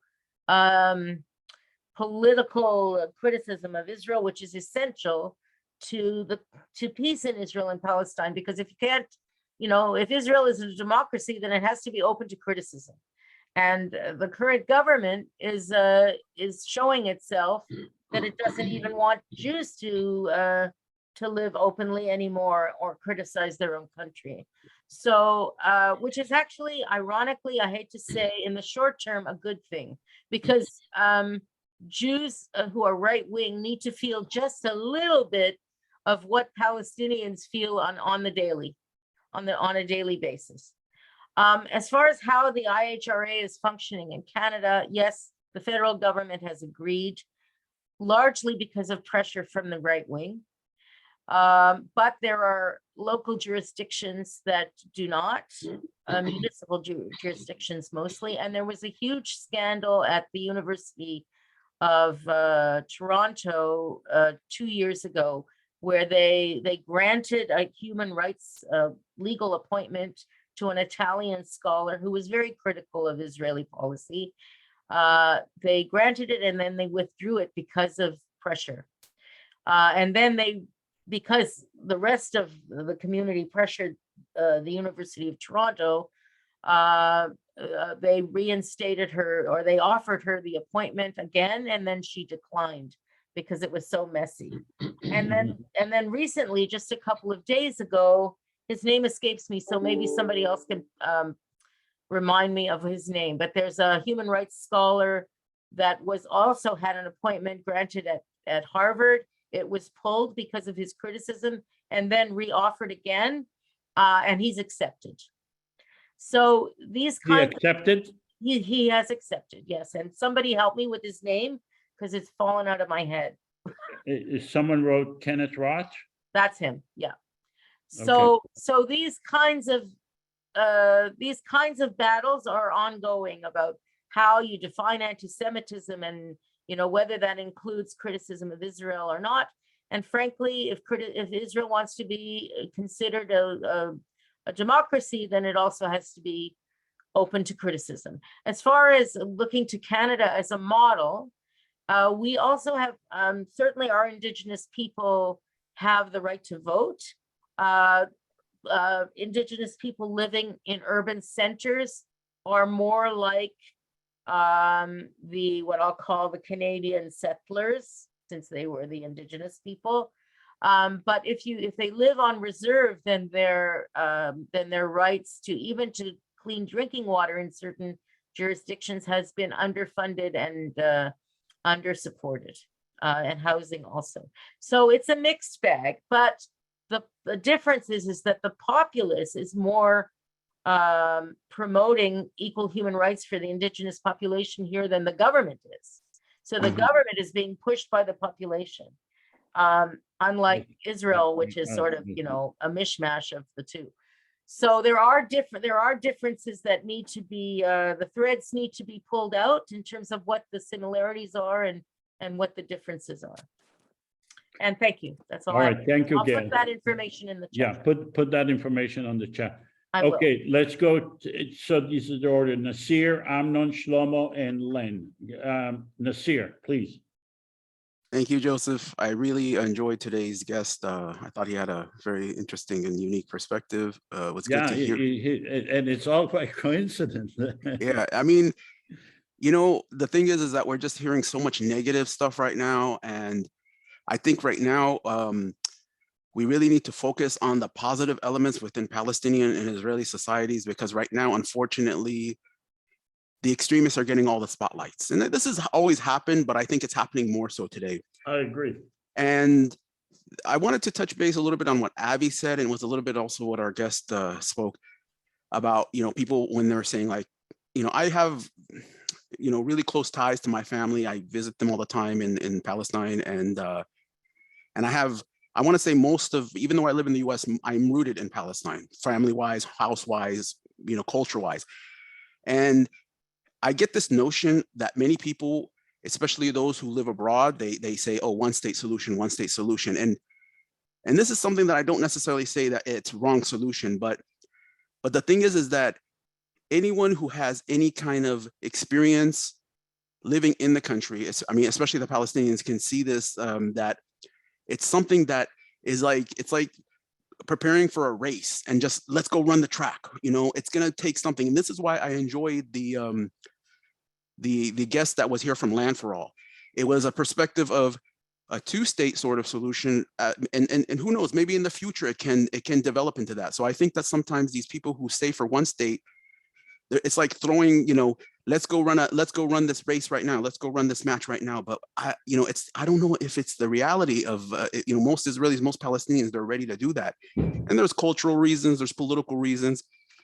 And one of the reasons is that if you see some of the people who do support a one-state solution, it actually comes from some of the right-wingers, because they say this is, you know, their vision of one-state solution is what we have now, which is Jewish supremacy over the land, especially the West Bank. You know, so, you know, and I think that that's the kind of the approach that they take at that. The other thing real quick, and I don't want to take too much time, I'm sorry, I'm talking too much, but I have a friend of mine who's a Palestinian. He is doing master's work at American University. He just went to a visit He works with an organization called Roots. I think you might have heard from them. It's a settler group that's based in Gush Etzion in the West Bank, and they do a lot of they do a lot of work, and actually they are kind of a sister group to Land for All, but they focus more on relationships between Israeli settlers and Palestinians, because there's no relationship. There's nothing like politically, the politicians are talking, but as far as the people talking to each other, they're not. He has some really good perspective. So I'm hoping someday, and I did throw you his name a few months ago, because this is something that deals with now. He has some really good perspectives on what's going on the ground right now between the two people and where we're headed right now. So in the future, if you do have a spot for him, he's definitely someone, he's really Send articulate. me his That. information. I did, but I'll send it again. Okay, I just want to respond to Nasir about, I agree with you that the extremists are controlling the discussion. And this is one of the positive aspects of the IPC. It's a way to connect the what I call the rational, reasonable people on the Israeli and the Palestinian side together, and give them a majority voice rather than having them on separate sides, not being able to connect. The IPC gives them the ability to connect with each other. Okay, let's go to Amnon, and then Shlomo, and then Len. Joseph, can I get back on afterwards? Because I was cut, my battery died. Oh, yeah. Yeah, you disappeared on us. Battery died. Okay. Oh, battery died? Okay. Okay, go ahead. Continue, please. Yeah, Yossi, thank you very much. First of all, I'd like to respond to Nasir's comment. Nasir, you're absolutely correct. There are positives and negatives on both sides. Nobody, no side is angels. There are positives, many positives in the Palestinian sides as well as the Israelis, and some negatives. So I salute you for suggesting that we need to focus only on the positive side and move on in the right direction. So a big shukran to you for that. Secondly, responding to Shlomo Or, what you said earlier. Look, we Israelis, and I live in Los Angeles, but I'm very much aware of what's going on in our home country. We Israelis are not angels. אנחנו לא טלית שכולה תכלת. And the thing is, we do things that are wrong and unfair and so on. And so do the Palestinians. However, what you said earlier, that we commit, and I quote you, ethnic cleansing. This is not supported. It's not factual. Ethnic cleansing is simply going to, and you eliminate those people who oppose you, maybe different ethnicity or religion or anything. I don't think Israelis do that. So with all due respect, and I respect your opinion, don't get me wrong, אני מעריך אותך, but it's not correct what you said. It's very harsh and unsupported. This is what my opinion is. Now, one more very quick issue. If we have one state solution, we are endangering the unique characteristics of the state of Israel that was established to house all the Jews from the diaspora, all the Jews, for the survivors of the Holocaust and everything. Now, if we have one state solution, it may work, and the only thing is the danger is because the growth, the population growth on the side of the Palestinians is higher, a little bit higher than the Jewish people, and in 1 or 2 generations, you're going to see the demographic changes completely, where Israel loses its characteristics. So I'm not sure that one state solution would be good. However, if we have a 2-state solution living side by side, and there will be tremendous benefits to both sides, The Palestinians can enjoy the Israeli technology and all the innovations, and I don't need to go through them. And the Israelis will enjoy peace and wonderful relations. And that could work. But the only thing we need to make sure is that the Palestinian state, if it gets established, will not be a state where free arms and free terrorists can go into and endanger the state of Israel. So again, one more thing regarding the ethnic cleansing, please be careful in what you're saying because it's unsupported, please. And thank you very much. All right. So Okay, can I- let's go now to Troy, Shlomo, Len, Samir, and Esther. Yes, thank you. So I just want to go back on this sort of technical aspect proposal. By the way, just so that you know, I've been working on this issue for about 20 years, but in a more general way, I'm a political scientist, and I invented something called political or democracy engineering, the engineering of democratic systems. And so I've been thinking about this for a long time. I'll just mention one little element, which I think could improve your scheme, which I already said before, it would be to require that the parliament be composed of men, women at parity. If you did that, because what you said, Joseph, that you said one thing, which was contradictory with something else, which you didn't say. You said that we trying to bring together rational, reasonable people, okay? But the way you phrase, the way you want to elect that parliament does not guarantee that, because it could be unreasonable, irrational people who are elected. You just don't know. If it's democratic, you elect half Israelis, half Palestinians, then you could have maybe the extremes that would be elected that would be unreasonable. So you have to think about how do you try to elect reasonable, rational people, but without putting a political slant on it. I think the simplest way, maybe the only way, is to say, hey, we would require that half of the people in the parliament be on the government in the common parliament be women, half be men, and then maybe everybody's elected as a binomial. Every man has a woman as a deputy. Every woman has a man as a deputy. And in fact, if you require everybody to run as a binomial, you're automatically, without saying it, but you are putting you're putting difficulties in the feet of the religious extremists who hate women, who want to disempower women, who will not want to Troy, work you with are women. covering yourself with your hand. We want to see you rather than your hand. Oh, I'm sorry. So did you hear, was it, but could you hear what I said or not? We heard what you said. We just didn't see your face, but Oh, sorry, because I was talking. your okay, hand fine. was, yeah.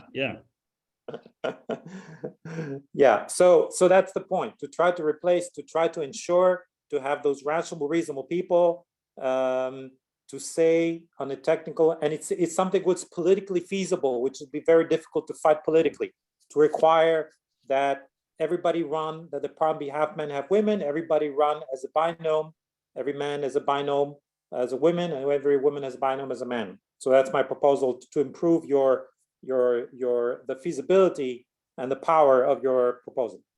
Okay, thank you. Let's go to Shlomo. Shlomo Orr. Okay. Yes. So first of all, thank you, Amnon, for your comment. Ethnic cleansing. This is we need to define it. I will ask you, Amnon, to think about it. You have something that moves from apartheid to uprooting, to destroying homes, to send people to hell, basically, in the West Bank, to kill innocent people there, to have pogroms by the settlers. You add all of this, and I don't know how you want to call it. If it's not ethnic cleansing, it is in the gate, it is almost there. And the reason why I'm using this term is to shake you and to shake all the Israelis and all the Jews to understand that this is very serious, what is going on. And the Jews who love Israel, like me, and I am pro-Israel, I just don't like what I see. And if you don't criticize Israel, you actually harm it, number one. So for all the Jews to criticize Israel, yes, and this is not anti-Semitism. This is very much like being a German in the 30s who criticizes the Nazi government, and that's the best comparison I have. So he's not hating Germany, he just don't like the Nazis. And what I see in the government of Israel, there are Judo-Nazis too, Ben Gvir, and yes, it is extreme to call them, but this is what they are. Their ideology, like Kahana, is a Nazi ideology.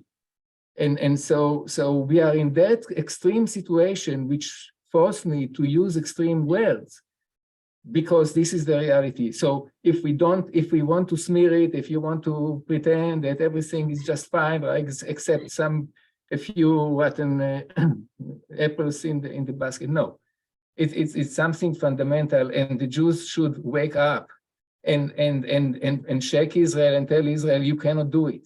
You just cannot do it. We are Jews. We under the Holocaust. We know what not to do. So don't do it. And that's the question. That's the answer to Len as well. Okay, let's Thank go. you. Just a quick response to Shlomo. Toda rabba lecha. Thank you very much. I appreciate your opinion, even though I don't agree with it completely, but you have some good points. I can go on and discuss this issue with you about the ethnic cleansing, but I don't think it's fair to the other audience here. It's not the right form. It's going to take a long time because, I have. But I, as an Israeli, I criticize our government tremendously, because do we do everything right? Absolutely not. It's crazy what's going on there. But I try to be fair to all sides, to the Palestinian sides who tremendously suffered, tremendously. Now, one more thing, we have extremists in both sides. The extreme opinion and actions that Israelis take and Palestinian takes are totally uncalled for, and they're the ones who cause the obstacles to real peace. Terror, it's crazy. We need to sit and talk, as simple as that, without extremes. The extreme people kill everything. So that's my point, but I can go on and on, but it's not fair. I don't want All to right. take time. Okay, over. let's go to Thank you. Len, and then Samir, then Esther, and then Baruch Shalev. Okay, Len. first thing I want to say is Israel is the reconstituted homeland of the Jewish people, period. Period. The reason there were no Jews in the West Bank and Gaza, that was ethnic cleansing. Every single Jew was murdered or thrown out by the Jordanians and the Egyptians. Israel didn't treat the Arabs in Israel the way the Arabs treated the Jews in the West Bank and Gaza. The Arabs in Israel were made citizens, and that's the difference. And let me tell Gail, number one, you're 100% wrong. Criticism of Israel is not part of the IHRA. You certainly are allowed to criticize Israel. You just can't say horrible things about Israel, which are false, like Shlomo Or comparing Israel with Zionism. That is the essence of anti-Semitism. And that is the worst thing. And I'd like to say a few other things. If we go back, we've talked about the last 100 years. You have the Nakba, the people who were the Sheikh Hajj Amin al-Husseini, who was from the richest Arab family in the British Mandate for Palestine. He was a Nazi. He was encouraging all the pogroms in Israel. He set up the Bosnian Muslim SS units. He personally sent 4,000 Hungarian children to Auschwitz, to the gas chambers. This was the person who refused the 1947 UN plan to split up Israel. And keep in mind that Israel is every dunam of the British Mandate for Palestine. It is the most legal country in the United Nations. It was accepted in 1920. It was accepted by by the UN in by the League of Nations in 1922, and Article 80, and go read the Article 80 of the UN Constitution. It says clearly that what was promised the Jews at San Remo cannot be taken away. The fact that there was an Arab minority or the Nazis, and they are Nazis under Haj Amin, that weren't happy to allow Israel to set up a state, that's what caused the problems. And you can laugh all you want, Shlomo, but if you're calling it anything to do with Israel, to do with the Nazis, you're missing a screw. You are badly misinformed. That's all I can say. Okay, let's go to Samir. I have just one more comment about the University of Toronto that Gail talked about, and the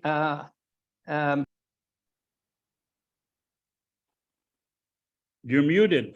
You're muted. I just want to say that, but the University of Toronto that Gail talked about, it's the third most anti-Semitic university in North America. The first four are Columbia, Vassar, University of Toronto, and McGill. And these are the worst schools for Jewish students. All right. And that's because of anti-Semitism and never mind, I won't go on to the rest. Len, you're misinformed. You are badly misinformed. That's all I can say. Let's go to. I am not badly. Read my book. You'll learn something. Okay. Let's go to Samir, then to Esther, and then Baruch, and then we need to do a conclusion. Samir, please. Okay. Hi, Joseph. Okay. Hi, everybody. As far as yes, I am on. As far as I'm concerned, the Israeli society is sick and damaged society, and it needs help. It needs a doctor, and the doctor is the international community. And for the international community to deal with the issue is to use the tool which has been used in South Africa. And that's BDS, Boycott, Divestment, and Sanctions of Israel, until it happened, just like it happened in South Africa 30 years ago. It should happen in Israel, Palestine, and it should be one state, and that's what I prefer as a solution. And the way to reach one state solution is BDS. That's one. Number two, for the people internationally who support two-state solution, also there is very obvious and easy solution to implement. It is the UN 242 and 338 resolutions. Just implement those resolutions and that will solve the problem. Now, number three, and that will be up to the United States. Samir, those are inconsistent what you're saying, because those resolutions are for two states and you are for one state.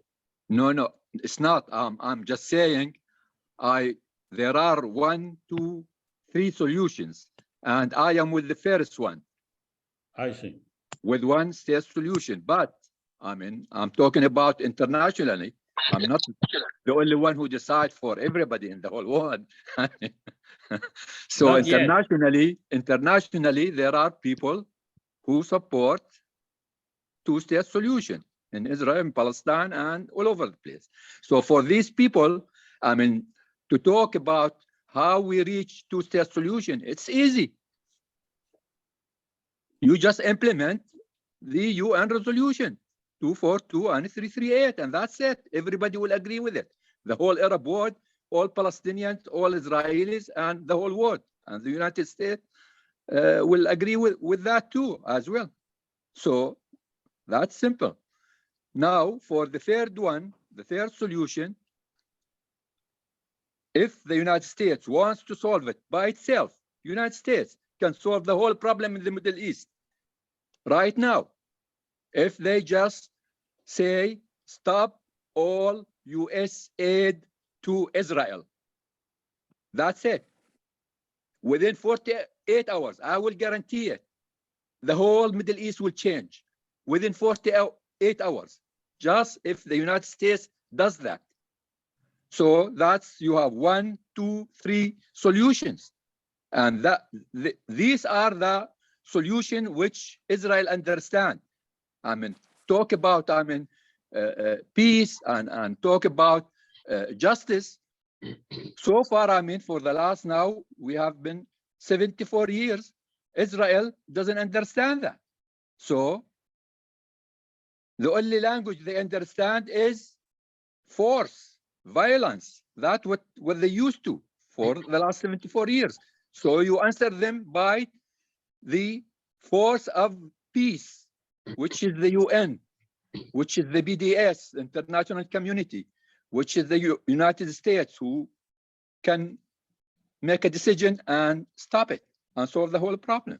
So this is my answer to Len and everybody else, to think that way, not to think that, oh,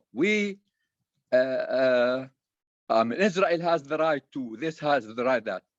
Israel has no right to exist the way it is, period. It is not accepted in this century. It is the last occupation, and that should end. It should end, and it should end peacefully. And we can do it. The international community can do it. Thank you very much.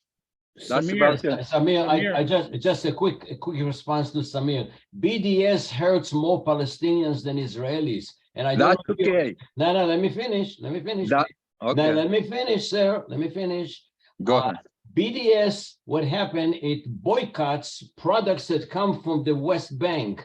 Okay, and I'll give you an example. There is an Israeli company called SodaStream. They manufacture beautiful soda bottles, and all the employees were Palestinians. Now they were boycotted. They were forced to take their company out of the West Bank. All the Palestinians who worked there were laid off because now they don't have jobs. So look who is suffering then. So that's fine. Hold on. No. BDS is a very, very bad thing for more Palestinians. Secondly, hold on. Israelis and Palestinians I did not interrupt you. I did not into a interrupt personal- you. I listened to you with respect. Give me the All same right. respect. Okay, I respect what So you hold say. on. Secondly, I'm very sorry to hear what you're saying, that you just depicted yourself as the most extreme anti-Israel under any conditions. And I've never seen, here you're interrupting me again. You see now why we cannot speak with the Arabs, with the Palestinians. What's the matter with you? Give me the respect. Hold on, sir. Hold on. Okay. I'm very sorry to see a guest here in this honorable forum that is so extreme anti-Israel, one-sided person. That's not true. It's amazing. It's amazing. No. You advocate. This is not really a constructive. You just said Israel has no right to exist. That's enough for me. Thank you, sir. Shukran to you. Have a good day. Yes, Israel has no right to exist the way it is. All right. As an apartheid state. I don't agree with you, and I really It feel is sorry for apartheid you state. for those Apartheid should end. extreme. You're an extremist. I'm not an extremist. I am You're for peace. Israel hater. Period. I am realistic. I am not a Okay, hater of let's Israel. go to. So take your reality someplace we're not else, here to sir. insult I you. don't No, you are respect your wrong. view. Okay, let's go to. You are wrong, Amnon. Okay, let's Of go course I to. am. Hold You're on. right. Let's go to the next person, Esther. But just one comment, Samir, before you mentioned 3 solutions. We just voted 95% for common government, and you didn't mention it. So I just want to, I said, there are those 3 solutions. So whatever the majority will go, I go. If the international community will go with IPS, I go with IPS. If they go with two-state solution, IPC. Okay, Yeah, let's go- IPC. Yeah, let's go to Esther. No, I'm not against it. I'm just saying Yeah, there are okay. those three solutions, and I prefer the one-state solution. That's all. Me too. I prefer the one-state solution too, but I don't see the dismantling of Israel, of the Israeli government. Well, BDS can do it. Okay. Okay, let's go to Esther Thank you. and then Baruch.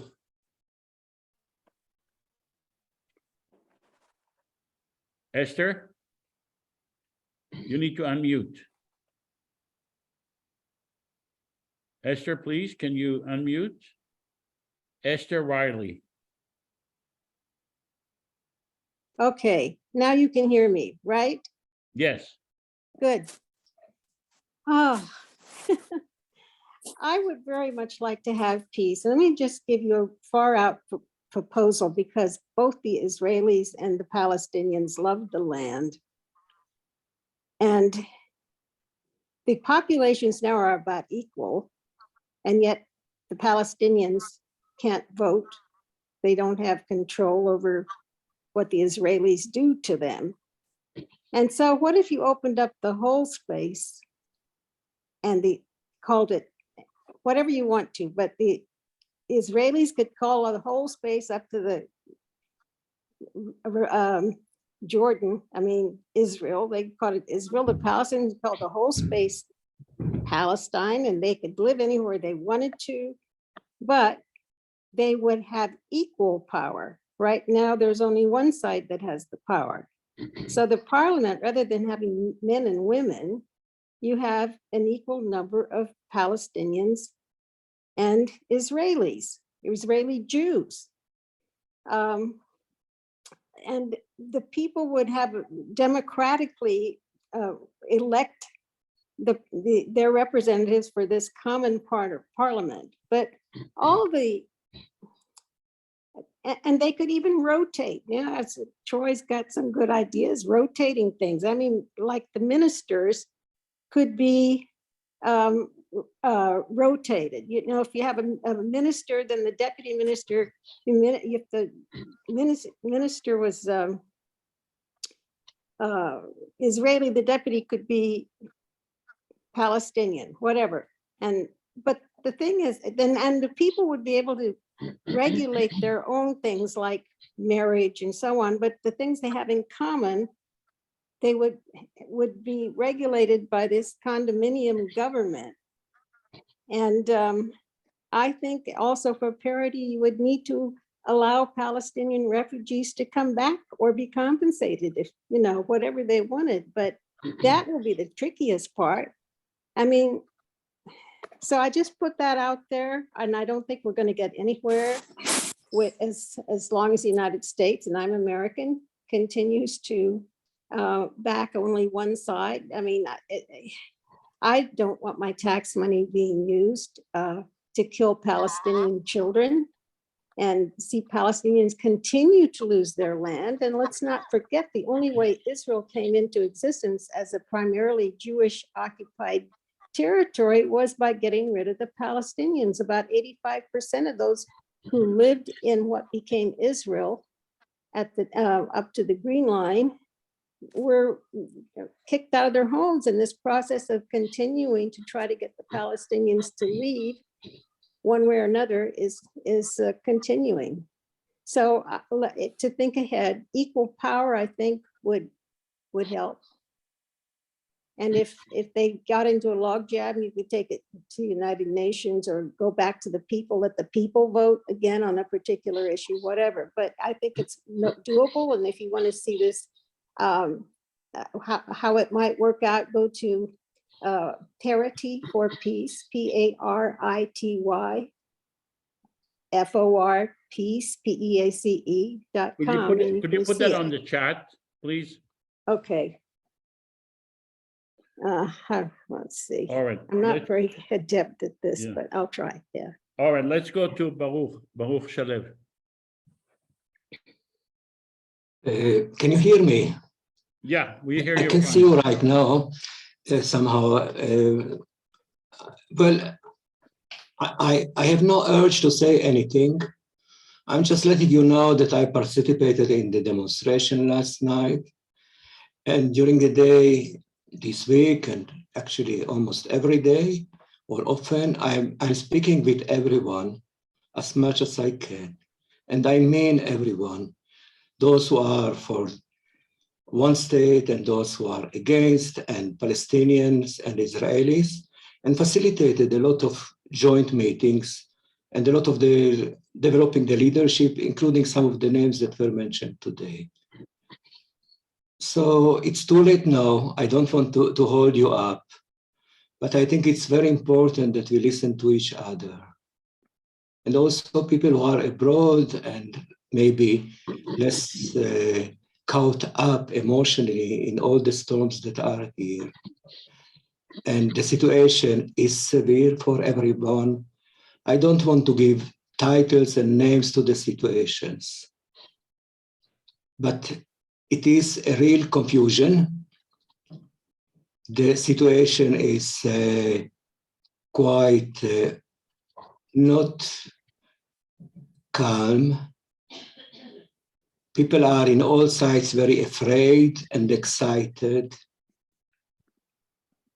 And it could be helpful if you could calm down a little bit and not to go to any of the extremes.